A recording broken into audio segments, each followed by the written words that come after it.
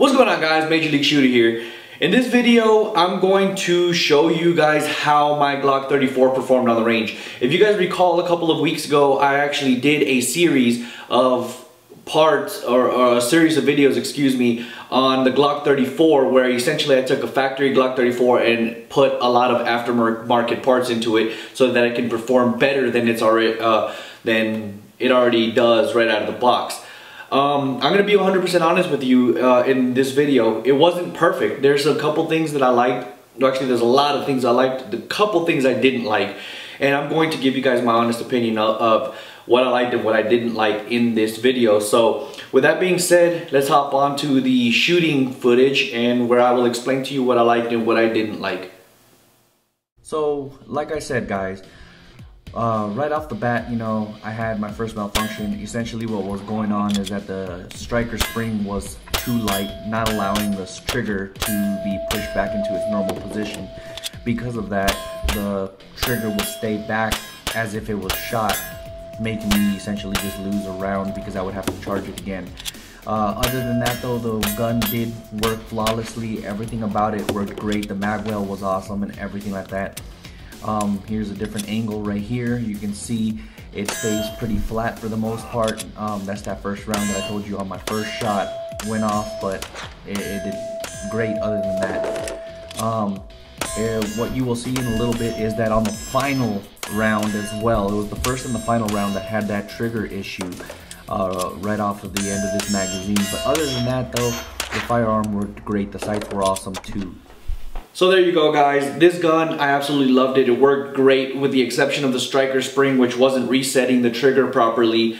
Other than that, this gun worked awesome. The little fat end back plate on here, it was a lot more positive. It felt great, you know, charging or racking the slide and everything like that. The oversized magazine release worked wonders.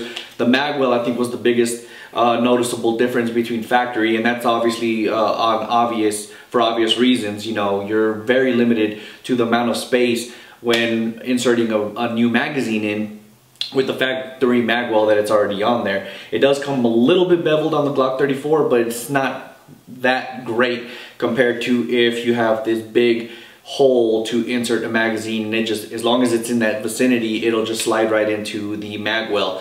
The trigger with all the springs and everything that was substantially better, with the exception again with the striker spring. Basically what I'm going to do is just basically go back to the factory striker spring for now until I find a little bit, something that's a little bit lighter than the Zev striker spring, or than the factory striker spring, but a little bit heavier than the one I bought for this firearm. If you guys noticed on the series, I didn't do anything with the mag catch or mag release because it's already extended, it's already bigger. It just works great anyway. So the barrel, I didn't notice any accuracy changes, but I wasn't testing accuracy, to be honest. I was just making sure it worked. I was barely aiming and everything like that, but nonetheless it still worked great. Yeah, I was able to get on target, especially because of these sights. These sights were very easy to catch. Very, very awesome sights. Highly recommend them. Overall, this firearm worked great, and I don't regret anything with the exception of the striker spring. But even these grips, you know, I didn't think I was gonna like them as much. I prefer more of a stipple job, and I still prefer a stipple job. But this is a very, very good cheap alternative for getting a very big increase in gripability of your pistol. The granulated grips just are fantastic, guys. Like, they're awesome. You get a very good purchase on your pistol, and it's just take my word on it. It works great. But like I said, one more time, with the exception of the striker spring, this gun handled wonderfully, and I will probably make a follow-up video once I go back to the old striker spring so that you guys can see if it's a little bit more reliability, if I'm still having issues or anything like that. But other than that, like I said, absolutely love this pistol.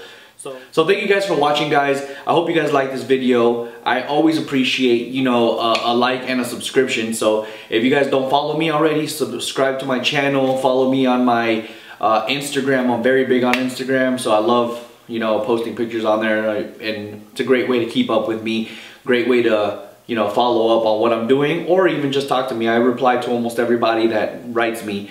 So same thing goes with Facebook and my Twitter. My Twitter's not as big, but definitely, you know, follow me on all my social media. But definitely appreciate a like on this video and a subscription. So with that being said, thank you guys for watching. God bless you, and God bless America.